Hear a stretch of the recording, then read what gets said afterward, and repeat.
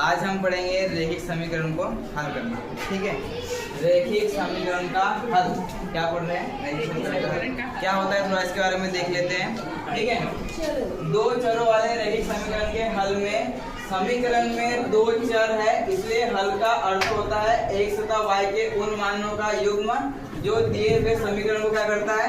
संतुष्ट करता है। इसमें कुछ इसका एक उदाहरण क्या देखते हैं? इसका उदाहरण आइए समझते हैं। समीकरण एक समीकरण लेते हैं हम।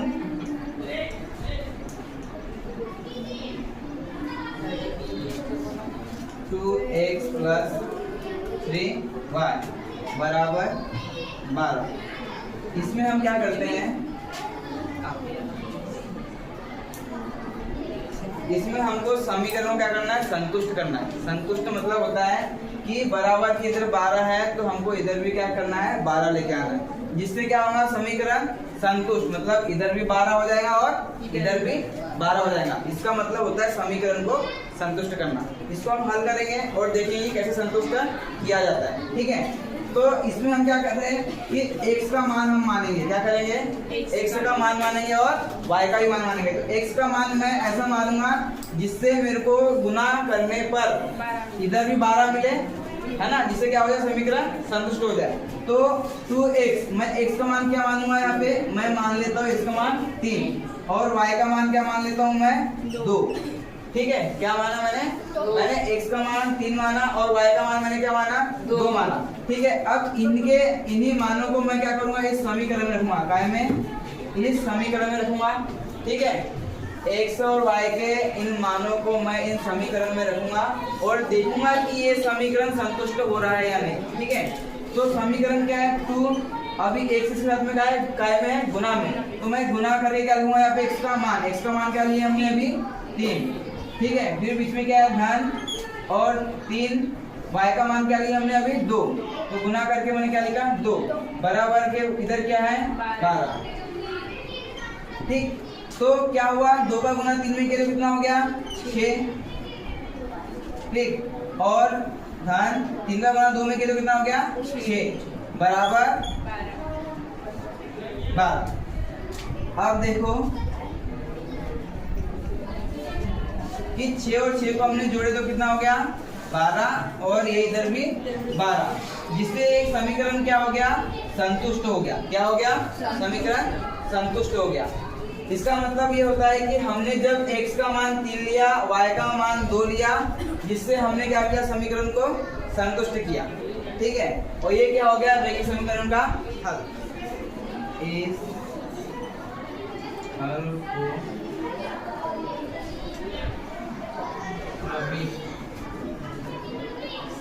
युग्म 3 और 2 के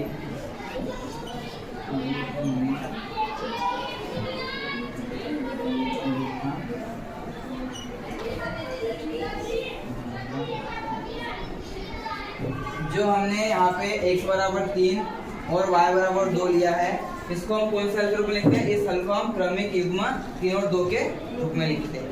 अभी हम इसके कुछ उदाहरणों को देखेंगे और समझेंगे कि समीकरणों को संतुष्ट कैसे किया जाता है। ठीक है, रैखिक समीकरणों को संतुष्ट कैसे करते हैं, वो भी 2 चर वाले। कितने चर वाले? 2 चर वाले रैखिक समीकरणों को संतुष्ट कैसे किया जाता है, हम उदाहरणों के तरीके से समझेंगे। ठीक, हम क्या एक उदाहरण से हम समझते हैं। ठीक है, समीकरणों को संतुष्ट करना। हमने एक उदाहरण दिया है कि समीकरण x प्लस 2y बराबर 6 के 4 अलग अलग हल क्या करेंगे? हम ज्ञात करेंगे। कैसे ज्ञात करेंगे? जैसे हमने अभी x और y के मान लिया था, जिससे हमने समीकरण को संतुष्ट किया था।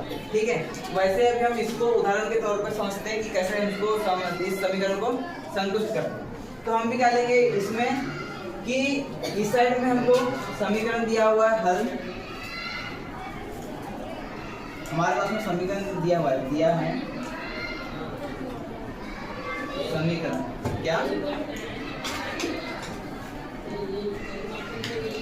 समीकरण x प्लस 2y बराबर 6। ठीक है, x प्लस 2y बराबर 6। इसको क्या करना है? हमको इसको संतुष्ट करना है। क्या करना है?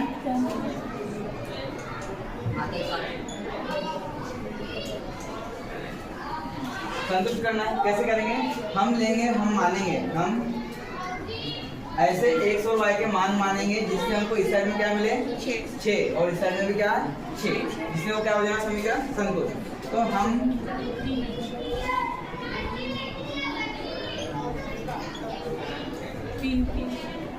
मानते हैं x बराबर मैं लूंगा 4, ठीक है, और मैं लेता हूँ y बराबर 1। क्या लेता हूँ मैं? y बराबर 1, ठीक है। तो ये जो x और ये y का जो मान मैंने लिया हूँ, इस मानों को मैं कहा लूंगा इस समीकरण में, कहा लूंगा मैं समीकरण में। तो लो हम इस मानों को समीकरण में रखते हैं। तो x का मान मैंने क्या लिया 4, तो मैंने क्या लिखा x की जगह में 4, धन 2 है यहाँ पे पहले से, तो 2 y का है मेरे साथ में गुना में, और मैंने y का मान कितना लिया हो 1, क्या लिया हो 1 लिया हो, तो इसके बराबर क्या है 6। 4 जैसे क्या वैसा, 2 का गुना 1 में किए तो 2, और 6 जैसे का ऐसा। 4 और 2 को जोड़े तो हमने कितना हो गया 6 और बराबर 6। ये क्या हो गया समीकरण का पहला। क्या कितने निकालने वाला इसमें? समीकरण के 4 अलग अलग हल ज्ञात करना है। तो पहला हल हमको मिल गया, ठीक है। ऐसे हम इसके कितने हल ज्ञात करेंगे 4। पहला हल मिल गया जिसमें हमने x का मान क्या लिया 4 और y का मान क्या लिए 1। अब दूसरे हल में क्या लेंगे हम? दूसरे हल में हम लेते हैं x का मान। मैंने क्या लिया अभी x का मान, मैंने x का मान -2 लिया और y का मान मैं क्या ले रहा हूँ अभी 4। समीकरण दिया हुआ है मेरे पास में क्या x + 2y बराबर 6, ठीक है। अब समीकरण में इन मानों पर रहेंगे हम, तो यहाँ पे रहेंगे -2 + 2 गुने 4 बराबर कितना 6। हल करो इसको, -2 4 गुने 8 बराबर 6। कितना हो गया? -2 में से 8 में से -2 गया तो 6 बराबर कितना हो गया 6। ये क्या हो गया समीकरण। हल हमको और मिल गया, क्या है एक हल, x बराबर -2 और y बराबर 4, जिसको हम यहाँ पे लिख लेते हैं -2 और 4, ठीक है। और यहाँ पे भी हमने लिख लेते हैं इसको 4 और 1, ठीक है। ये कितने हो गए हमारे पास 2। अब तीसरा हल देख लेते हैं हम। तीसरे हल में हम लेते हैं y बराबर 6 ले लिया हमने। कितना ले लिया 6। तो और मैं कितना दूंगा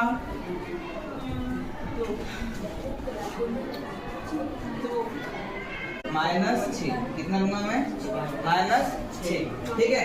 मैंने लिया x बराबर -6 और y बराबर +6, ठीक है। इन मानों को मैं कहा रखूंगा इस समीकरण में। तो समीकरण है हमारे पास में x का मान -6 + 2 और गुने 6, ठीक है, बराबर कितना 6। क्या मान मिला मेरे को -6, 2 का गुना 6 होगा तो 6 दूनी 12 और +6। 12 में से 6 गए तो कितना बचा 6 और बराबर 6। मेरे को एक हल और मिल गया, क्या मिला -6 और +6, ये मिल गया मेरे को, ठीक है। हमने कितने हल निकाले इसके? अभी हमने इसके 3 निकाले। पहले इसमें हमने x और y का माने 4 और 1। दूसरे हल में हमने क्या माने x और y -2 और 4, और तीसरे हल में हमने क्या माने x का मान -6 और 6, ठीक है। एक हल और बचा हुआ है, इधर कर लेते हैं हम एक हल। तो हम एक हल कर लेते हैं x बराबर, अगर से मैंने x बराबर और y बराबर मैंने 5 माना, तो मैं क्या मानूंगा -4, ठीक है। x बराबर मैंने क्या ले लिया -4 और y बराबर +5। इस मानों को मैं कहा लूंगा समीकरण में। समीकरण के हमारे पास में x + 2y बराबर 6।